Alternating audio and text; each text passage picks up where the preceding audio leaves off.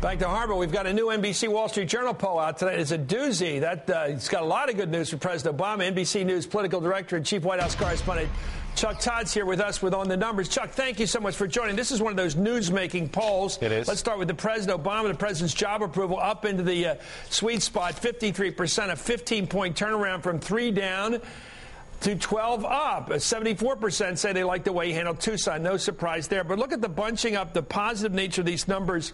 15-point switch around. What do you make of it? Well, look, this is his highest approval rating since July of 2009. Okay, so this is basically 18 months ago. This is before the healthcare town halls exploded and before healthcare basically started bringing down his job rating.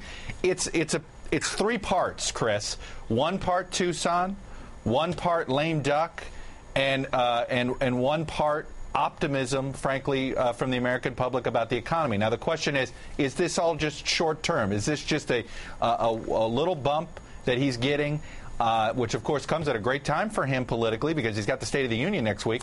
Or is this the beginnings of a foundation that he has and a reminder to Republicans? And, look, we'll find out in the next couple months. Well, David Gregory likes to say on Sunday, let's unpack that. So let's unpack that. Let's take a look right now at how he's dealing with these issues. In dealing with the GOP, I'm looking at it. It's interesting. 55% say that the president has struck the right balance in dealing with Republicans. Right. 26% say he's too inflexible. 15% he's too quick to give. And I love these numbers because it says basically the far left, I suppose, is in only the minority, 1/6 of the people, which doesn't surprise me. I think that's about the number of the far left who say he's not left enough right now, not the last 2 years, right now.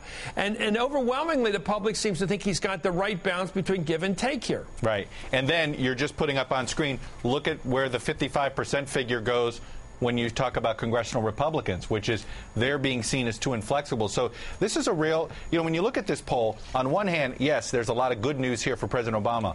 But the more important thing about this poll is the warning signs that are there for the Republicans. Here they are going into the State of the Union week. Okay, we're less than a week away. Yeah. And the public is basically saying, we're giving President Obama the benefit of the doubt right now. We think he will cut deals with you. We think he is going to work with you. You've got to prove to us that you're going to work with him. You've got to prove to us that you're ready to govern. So there's a burden, as one of our pollsters said on this morning to me, there's a burden of proof for Republicans. There's a benefit of doubt for the president. And frankly, 2 months ago, you would have thought it would have been the other way around, right? That the public, after the elections, were saying, hey, now the burden of proof is on you, President Obama, and quickly so far, first 2 months, and you combine lame duck and Tucson, how he's handled himself, he's getting good marks from the American public. But you think the vote today might come across as a bit Mickey Mouse, this vote to basically repeal, knowing that's not going to happen. Do the voters see through that?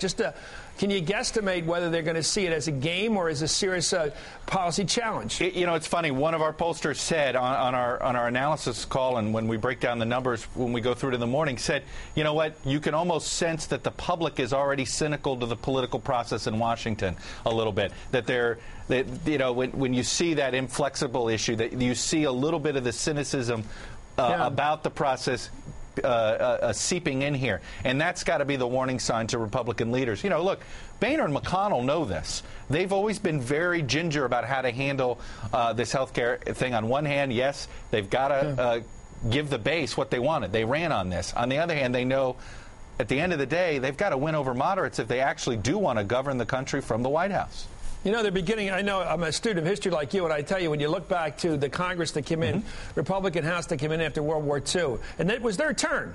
20 years of Democratic rule with the New Deal and the Fair Deal. They finally got in on a strategy or a slogan of had enough, which was a great slogan. They got in. All they did was hold probes, and all they did was do all this nasty stuff. They limited the president's term to 2 terms. Every way they could sort of dump on the Roosevelt tradition, but nothing really positive. And the public threw them right out in 48 and Harry Truman. Let's take a look at the way the public looks at the future substantively. Look at these numbers. 53% now think the direction of the country will get better in 5 years. 37% in August, so that's ticking up. People, even though the jobless numbers aren't that great, they're 9.4 as opposed to 9.8. I guess, is that the effect of the stock market? What's going on? Why are they getting more optimistic? It's funny. All of the economic numbers in our poll were more positive, were more optimistic. So there's one of 2 ways to read this. Either the public thinks we finally hit bottom and there's just no way it's going to get worse. It has to get better. There's another theory that our pollsters posited, which was, you know what? Right after the holidays, people do feel a little bit better. They had, you know, they gave gifts, they bought, they spent money, they see things churning. Throw in the warm feeling that they had, that they felt as if the nation kind of came together a little bit in the wake of the Tucson tragedy, and so that they're just feeling good again about America. Now, that doesn't mean they think the economy, they still think the number one problem is the unemployment. When it comes to the economy, is the issue of unemployment. All of the problems are still there. That's why you look at these numbers. How short-term are they?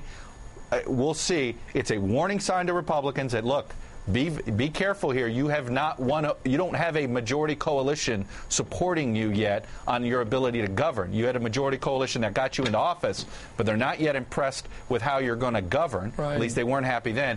And the president's still got a lot of strengths that you got to deal with. And here's something the Democrats have to worry about. Even if the president becomes personally more popular, here's the objective reality that's going to face him, I think, next November. A 12-point gap now on whether America's in a state of decline. The gap was 34 points in August, and 40% now think the economy will get better next year. That's up 8. But here's my concern as an American, that we're going to have real objective problems that really have nothing to do with the president's popularity. He could get relatively more popular than anybody else in the business, including Mitt Romney or Sarah Palin or anyone else. And still, if you have states like Wisconsin, Ohio, Indiana, Pennsylvania, where the economy is down, he could lose the general election next year. Well, that's right. And this goes to this. First of all, that's why the president first stop, Wisconsin, right after the State of the Union. No accident. They didn't use a dartport on that front. Same as the Republicans picking the RNC chair out of there. Exactly. This is no accident. Wisconsin is probably the best petri dish of where the Midwest is heading in 2012. But I have to say this, Chris, you know this.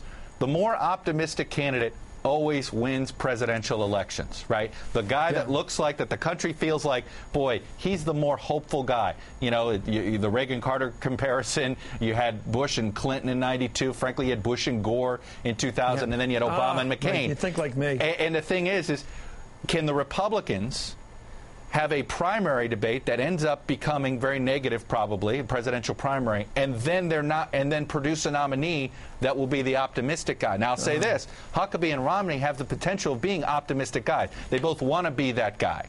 They both have that in, you know, that sort of part of, I think, where they've had success in the past is when they've channeled that optimism. Can the Republican primary that takes place allow them to be that person? That's going to be a test. You know, it's exactly the way I do it. I always say to people, close your eyes and imagine which of the two candidates is out in the sun, waving in a car, going somewhere optimistic, and which is in behind a desk somewhere. You know, the Bob Doles, the Dick Nixons. The guy's sunny, whether it's Reagan or it's this president or it's Jack Kennedy, those guys, and they tend to be guys, win. And the guy who looks like a desk jockey holding on to that desk loses. Look, issues matter, but tone and optimism does too. Okay, thank you so much, Chuck. I love this Wisconsin. It's like the days of Tim Russert.